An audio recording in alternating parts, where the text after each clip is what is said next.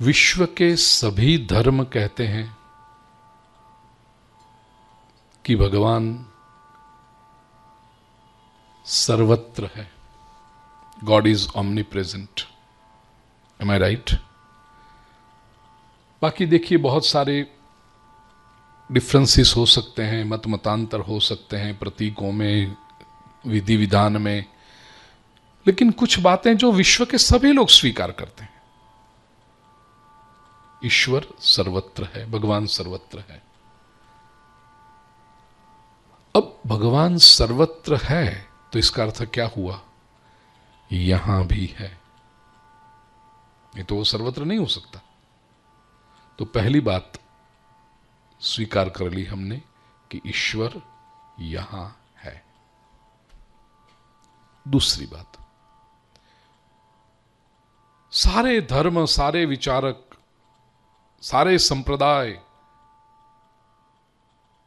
स्वीकार करते हैं इस बात को कि ईश्वर सर्वदा है। He is all the time. ऐसा नहीं कि पहले भगवान थे अब नहीं है बाद में आ जाएंगे, ऐसा नहीं। भगवान हमेशा पहले भी थे, आज भी हैं, हमेशा रहेंगे। सर्वदा इज ऑल द टाइम। सही बात है भाई। यदि ईश्वर सर्वदा है, हमेशा है, तो इसका अर्थ यह हुआ कि अभी भी है। ठीक है, लॉजिकल बात बिल्कुल। ईश्वर सर्वत्र है इसलिए यहां है, पहली बात। ईश्वर सर्वदा है इसलिए अभी है, दूसरी बात। तीसरी बात, सब लोग स्वीकार करते हैं कि ईश्वर सभी में है। आप ब्रह्म स्तंभ पर्यंत सब में भगवान बैठ, अमीबा से लेकर के हाथी तक सभी में भगवान है। स्वीकारी है इस बात को? सब में है भगवान। ठीक है, सब में भगवान है, इसका अर्थ मेरे में भी है, मुझ में भी है। नहीं तो सब में नहीं हो सकता, मेरे में भी है। और चौथी बात, ईश्वर सबका है।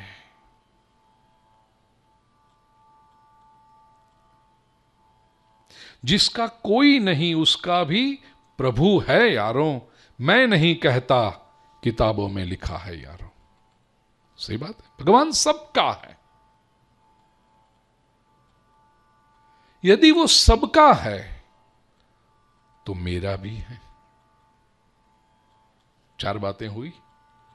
सर्वत्र है इसलिए यहां है, सर्वदा है इसलिए अभी है, सब में है इसलिए मुझ में है, और सबका है इसलिए मेरा है। यदि वो अभी यहां है, अभी है, मेरे में है और मेरा है, तो फिर मैं उसका क्यों नहीं हूं?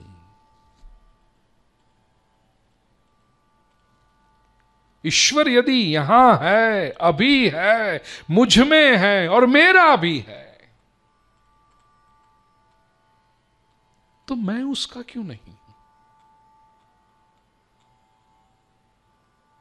ये तड़प जब व्यक्ति में आए कि मुझे उसका बनना है,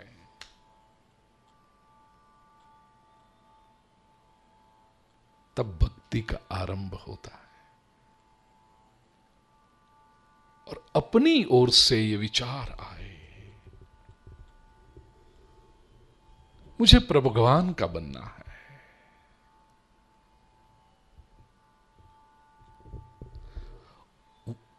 फिर जो भक्ति में आनंद आता है, फिर उसको पीछे से वो इंजन का धक्का नहीं लगाना पड़ता, वो इंजन अपने आप चलने लगता है। मुझे उसका बनना है। अगेन सांसारिक दृष्टांत से आध्यात्मिक सिद्धांत समझाने का प्रयास करो। इसलिए दृष्टांत आपको लगेगा अरे ये तो सांसारिक, लेकिन वो उस सांसारिक दृष्टांत में मत फंसना, उसका जो आध्यात्मिक अर्थ है उस पर दृष्टि करना। कई बार ऐसा फिल्मों में देखा है या तो एक युवक के मन में किसी युवती के प्रति आकर्षण हो जाए और वो बस अपनी ठान ले कि इसी के साथ विवाह करना है, इसी के साथ जीवन बिताना है। अब युवती को शुरुआत में तो पता भी नहीं, और पॉसिबल है कि वो शुरुआत में नेगेटिव भी हो इस बात के प्रति, लेकिन वो युवक हर रोज, वो युवती जहां से कॉलेज जाने के लिए निकलती है तो वहीं पे खड़ा रहता है,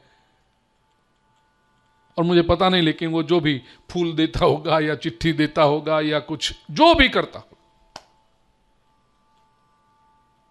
युवती ऑब्जर्व तो करती है कि वहीं खड़ा रहता है, मेरी प्रतीक्षा करता है, मुझे देखते रहता है, मेरे लिए सब लेकर आता है। 1 दिन, 2 दिन, 6 महीना, 8 महीना, साल, 2 साल, कभी तो फिर इस युवती के, अरे वो बेचारा इतना कर रहा है, मैं उसको सामने भी नहीं दिखती उसके, और कुछ नहीं तो हाय तो कर दूं।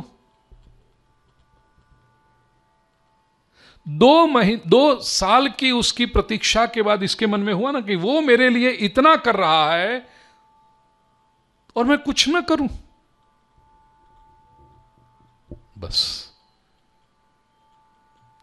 ये मानव सहज भाव है। ठीक इसी तरह मनुष्य को जब लगे परमात्मा मेरे लिए इतना कुछ कर रहा है और मैं प्रभु के लिए कुछ ना करूं,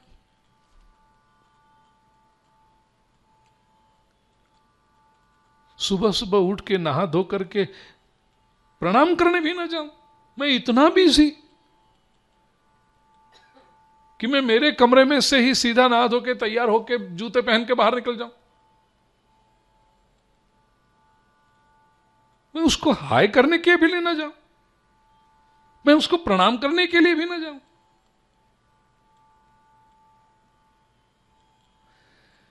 कन्विक्शन से जब ये बात आए, फिर धीरे धीरे धीरे धीरे सामीप्य बढ़ता है। लेकिन अब देखिए, मनुष्य के अपने मन में ये इच्छा हो कि मुझे प्रभु को प्रणाम करने जाना है, मुझे प्रभु के पास बैठना है, मुझे एक माला जपनी है, मैं कुछ न करूं, बस केवल मेरे इष्ट देव के दर्शन करते बैठूं, वो मुझे कुछ कहना चाहते हैं, संवाद करूं, मैं मौन संवाद।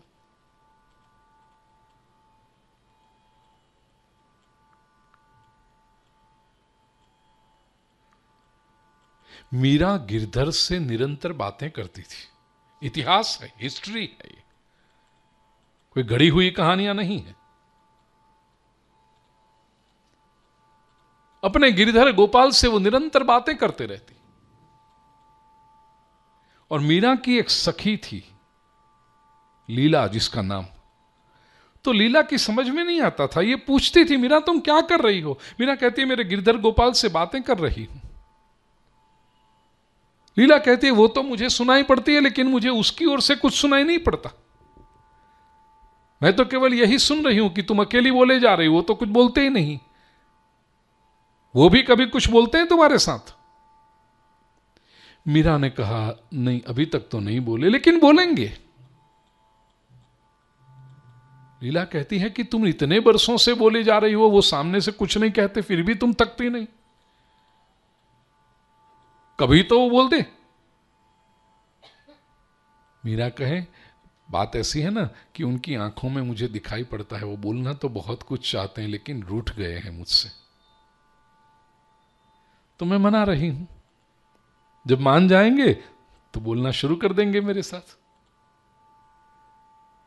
शब्दों से नहीं बोलते, लेकिन उनकी आंखों में मुझे दिखाई पड़ रहा है कि वो बहुत कुछ कहना चाहते हैं मुझसे।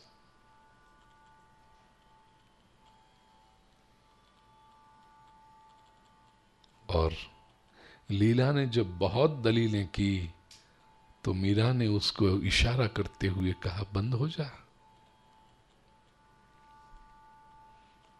केवल बोलते नहीं हैं,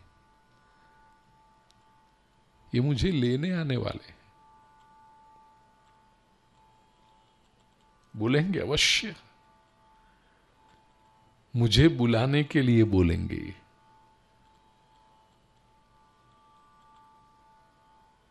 और इतिहास साक्षी है, history, not just story, history.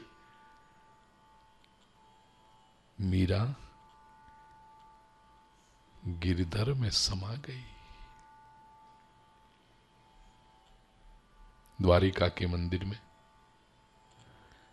रात के 9:30 बजे जो अंतिम शयन आरती होती है, उसमें मीरा थी।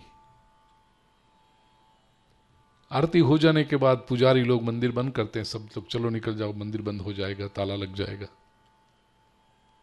मीरा किसी खंभे के पास बैठी हैं, गिरधर गोपाल के दर्शन करते हुए, द्वारिकाधीश के दर्शन करती हुई। 2-3 बार पुजारी ने कहा, अरे चल मंदिर बंद करना है।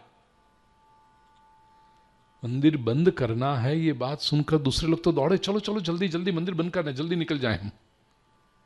मीरा बैठी रही और पुजारी को भी पता था ये तो है कोई पगली सी, बस ऐसे ही घूमते रहती है, न इसके आगे है न कोई पीछे है, कोई पूछने वाला। उठ नहीं रही, कल सुबह आएंगे खोलेंगे, कहां जाएगी। किसी स्तंभ के पास, किसी खंभे के पास मीरा बैठी है द्वारिकाधीश के मंदिर में। पुजारी जी बाहर से ताला लगा करके चले गए। दूसरी सुबह जब आए हैं, दर्शन खोले, पता था उनको कि वो स्त्री बैठी है, वो निकल जाएगी। वो मंदिर खोला, मीरा नहीं थी। आश्चर्य हुआ, कहां गई? कोई अन्य तो मार्ग है नहीं जहां से छटक कर निकल सके।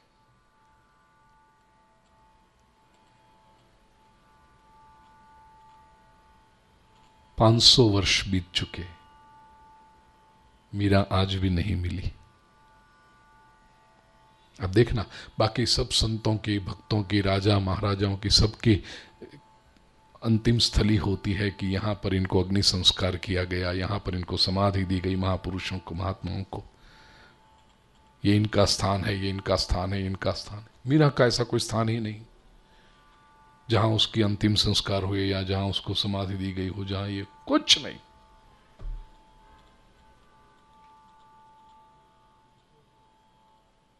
समा गई मीरा।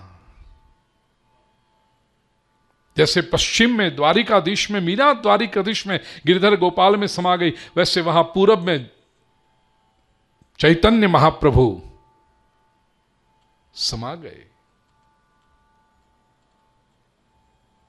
अब देखिए जाकर, चैतन्य महाप्रभु की जन्मस्थली मायापुरी की महिमा है, वहां तीर्थ यात्रा करने लोग जाते हैं, लेकिन चैतन्य महाप्रभु का अंतिम संस्कार कहां हुआ पता नहीं।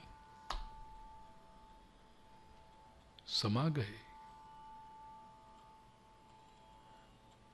और ये सारी बातें हजारों लाखों वर्षों पहले की नहीं है जिसका कोई प्रमाण ना हो। ये सारी बातें 400-500 वर्ष पहले की हैं, जो लोगों ने देखी है अपनी आंखों से। 400-500 वर्ष क्या होते हैं, ये इट्स लाइक यस्टरडे।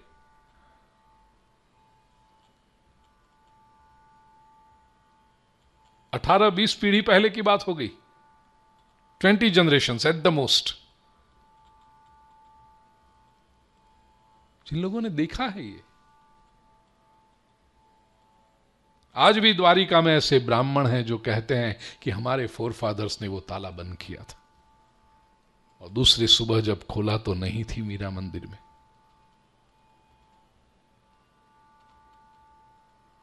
कहने का आशय,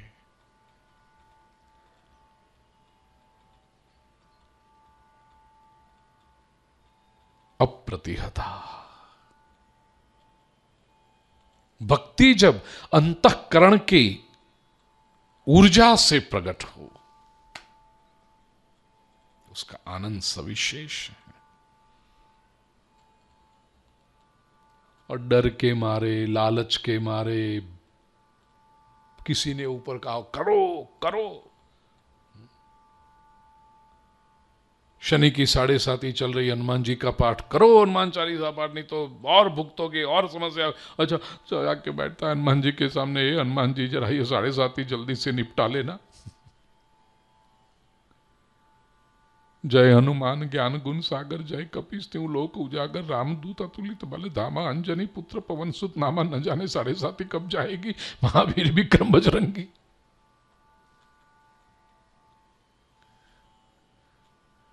ऐसे व्यक्ति जब हनुमान जी के सामने बैठकर पाठ करे तो उसमें हनुमान जी को भी मजा नहीं आएगा। इसको तो कभी नहीं आता है पाठ करने वाले को, लेकिन हनुमान जी को भी आनंद नहीं आएगा।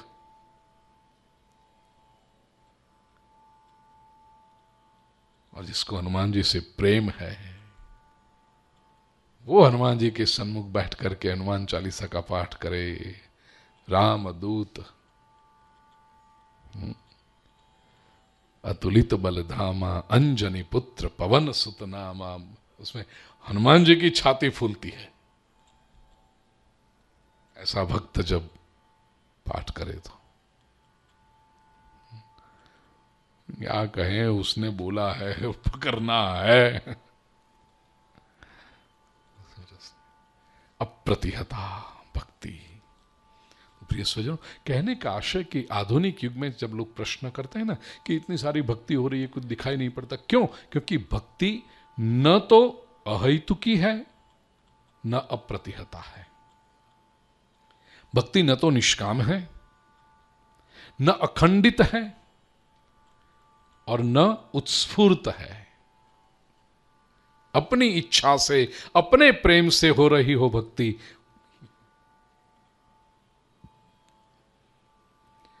और अपनी भीतर की ऊर्जा से जब भक्ति हो ना, तो उसका एक प्रमाण है, विशेष करके भक्ति मार्ग में। जब आसपास के लोग जो अपने स्वयं को समझदार समझते हो, मानते हो, वे लोग जब तुम्हें थोड़ा सा पागल कहने लगे ना, तो उसको निंदा के रूप में मत लेना, उसको एक ऑनरेबल सर्टिफिकेट के रूप में स्वीकार करना। ये तुम्हारी भक्ति की प्रशंसा हो रही है। सभी भक्तों को अपने अपने समय में उनके आसपास जो समझदार माने जाने वाले लोग थे, जिनके नाम भी अब किसी को याद नहीं है, वो ताला मारने वाले पुजारी का नाम किसी को याद है? नहीं। मीना का नाम याद है। मीरा को पगली कहने वाले लोगों के नाम किसी को याद है? नहीं, मीरा याद है। तो आसपास के